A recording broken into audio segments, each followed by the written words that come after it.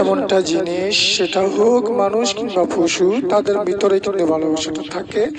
পশুর তেমন মানুষত্ব থাকে। দেখুন এই মোরগটি, তার মোরগটি যখন মারা যায় তার পাশে তার ভালোবাসার টানে এসে আত্মচিৎকারে সেই কিন্তু স্ট্রোক করে চলে যায়, দুনিয়া থেকে মারা যায়। দেখুন যে মোরগটি যখন মারা যায় তার সাথে মোরগটা তাকে ভালোবাসা কতটুকু দেখানোর প্রয়োজন সেটুকু দেখাচ্ছে।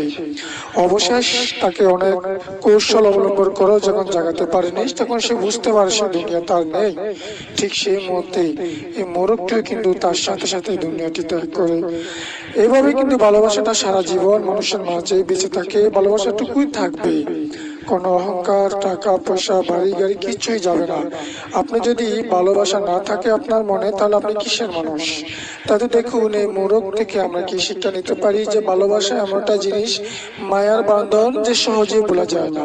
তাই তো এই মুরগির সাথে মোরগটাও দুনিয়া থেকে চলে গিয়েছে। আসুন আমরা ছোট থেকে বড়, বড় থেকে বৃদ্ধ সকলকে আমরা ভালোবাসি। এমনকি পথ শিশু থেকে বড় মা বাবা ভাই বোন থেকে শুরু করে বন্ধু বান্ধব সবাইকে এইভাবে ভালোবেসে বুকে রানি।